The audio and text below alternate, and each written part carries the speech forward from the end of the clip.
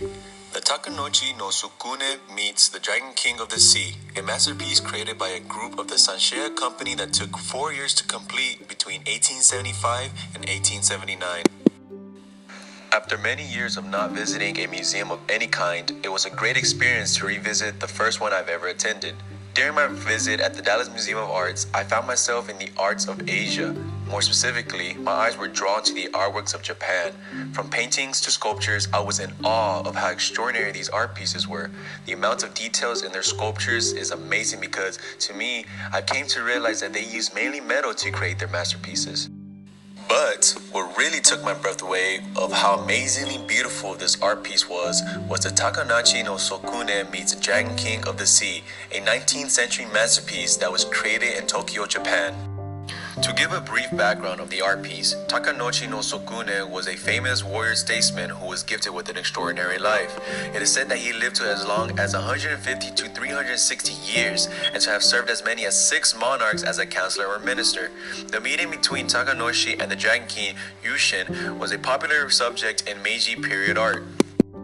This historical period, the Meiji Jidai, also known as the Meiji era, is a Japanese era which extended from October 23, 1868 to July 30, 1912. This period represents the first half of the Empire of Japan, during which Japanese society moved from being an isolated feudal society to a westernized form. The Industrial Revolution in Japan occurred during this era.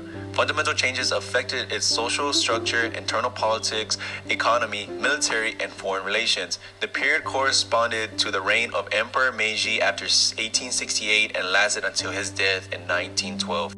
To get back onto the meaning of this artwork, Takanochi dreamed he was ordained by heaven to destroy a terrible sea monster that was terrorizing the waters for humans and sea creatures alike. Takanochi undertakes his task with great valor, and the Dragon King emerges from the deep with an attendant to thank him and present him with a jewel that promises him control over the seas. The imagination expressed in this design from this group is outstanding. Every detail of the figures, such as the armor worn by Takanochi and the ferocious fish-form mask and spiny lobster-like girdle worn by the attendant, along with the rocks on which the figures stand teem with life of the sea, is defined with precise and elegance of bronze casting. By far, out of the Asian artworks, this is my favorite masterpiece in the museum. Now, to get into the important art elements and principles of composition that can be appreciated in this art piece. The first art element is lines.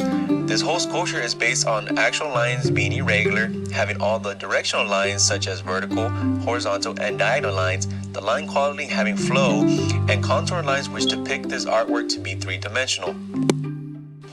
The second element is color. Though it's mainly made up of the color of the metal, it still has the clear color of the glass jewel.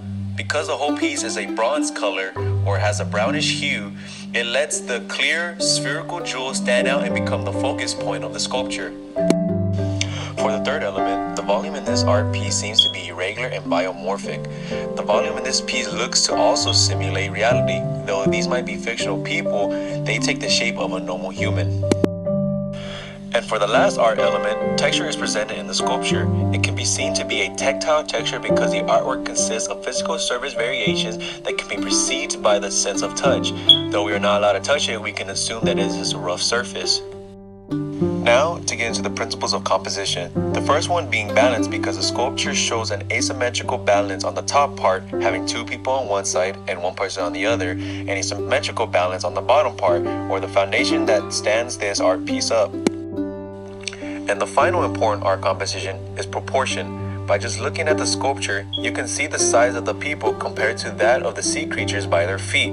The items they carry seem to be proportionate to them, making them more realistic than emphasized.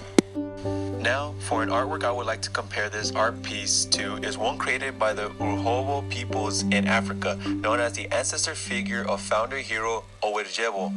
In Sanseiya's sculpture, their media was bronze metal, whereas the Urhobo used wood with traces of white chalk. Both sculptures are different because, for one, they're located on different continents of the world and created by completely different cultures. The similarities, though, between the two sculptures is that they're both made of the same time frame. Takanochi in 1875 to 1879 and Owerjebo in 1875 to 1890. but in my opinion, I prefer the sculpture by Sanshea because of how clean and shiny the metal sculpture came out to be. Overall, I enjoyed my experience exploring the arts of the world and learning to appreciate the meanings of each artwork and the cultures that they represent at the Dallas Museum of Arts.